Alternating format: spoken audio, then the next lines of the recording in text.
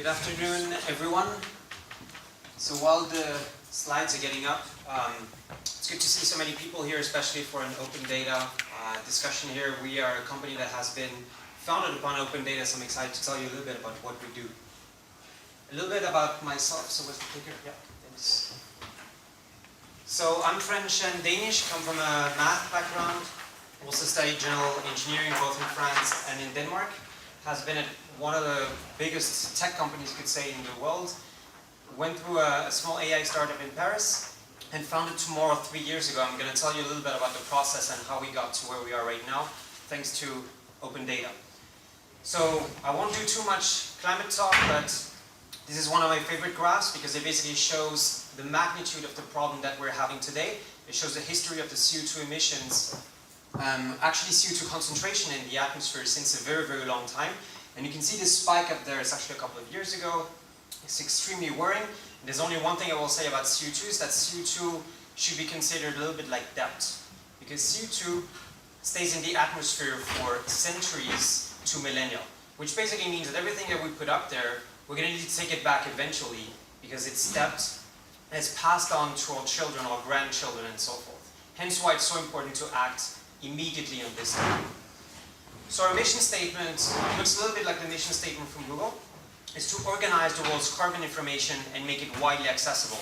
Organizing because it's not easy to get the data, and make it widely accessible because it's really hard to understand what is 10 grams of CO2, 10 kilograms of CO2.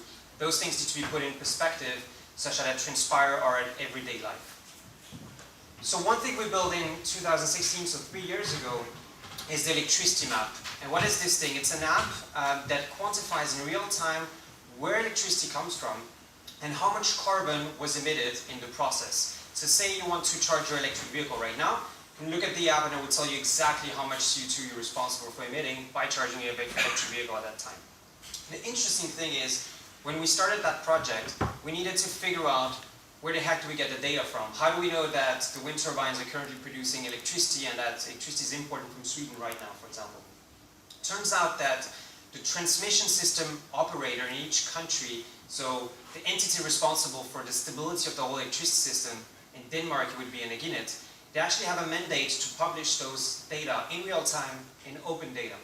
So we took all those data, we built an open source system around this that enables anyone who knows about open data anywhere in the world to contribute to the system. And we basically build a platform that just puts a color on a map and makes it available to everyone. And that's in a nutshell electricity map, which was started 3 years ago with a couple of countries, and now thanks to all the contributors around the world, has been able to scale to something that now has more than 100 to 200 countries, actually, 100 countries. We are dividing into zones. For example, in Sweden or in Norway, you can actually have regional breakdowns right now. So that's a super exciting project, and it showcased us that people are more and more excited about, one, contributing with their knowledge, and two, asking questions about those things and be curious and want to understand what policies the different countries are putting into place. So I warmly recommend you to check the app, not right now, but after when you have a bit of time. So one thing that we discovered, let's see if the video loads, but basically we did a time lapse, and maybe it will show, maybe not, but we did a time lapse. It's a YouTube video, showcases how all those colors vary over the time. So if you're green, basically you have low carbon electricity. If you're brown, you mostly have coal-based electricity, so high CO2 intensity. And you can see it in countries like, for example, this one in Denmark. When the wind blows, you're green, and when it doesn't, unfortunately, you have to get your electricity for alternative sources. There will be dirty sources like coal and gas, for example.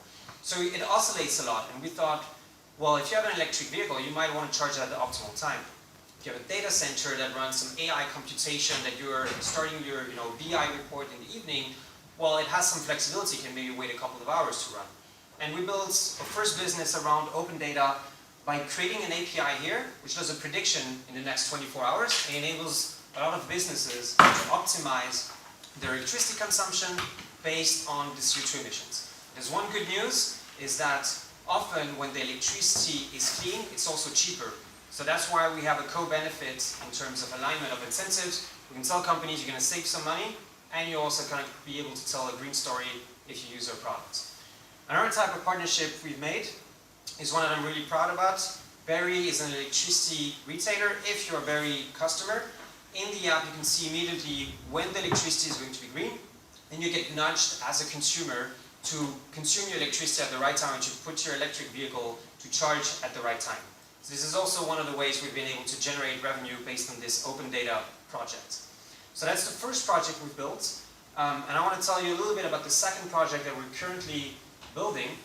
And it's an app that basically quantifies automatically your personal carbon emissions. And it's also built on the same principle of the electricity map before.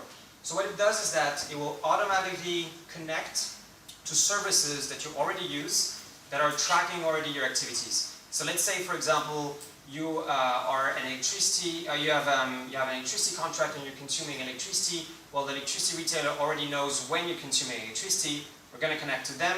We're going to figure out when you use electricity, calculate the footprint, put it inside the app. We're going to do the same with other activities you're doing. For example, the groceries you would buy. For example, the taxi drives that you might take. And that starts to give us a comprehensive idea of your footprint completely automatically. So this is a little bit how it looks like in the app. You can see on the left side you have a different, it looks like an app store, so you're just connecting different services. And the interesting part here is that all of those connectors are open source exactly in the same way that an electricity map, the community helped us gather data from open APIs. We're doing the same thing here. Uber has an open API. People know how to connect to that API, so they're helping us build this thing completely on a scalable fashion so that we don't have to connect and implement those things on a large scale.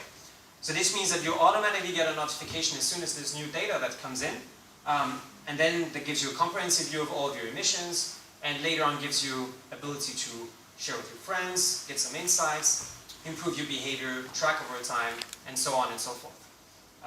So if you're interested, you can join the beta. We're currently in a beta phase. I guess that we open for questions later on. If anyone wants to contribute to the project, we'll also have a Slack channel that you can join. And I look forward to talking to you. Thank you.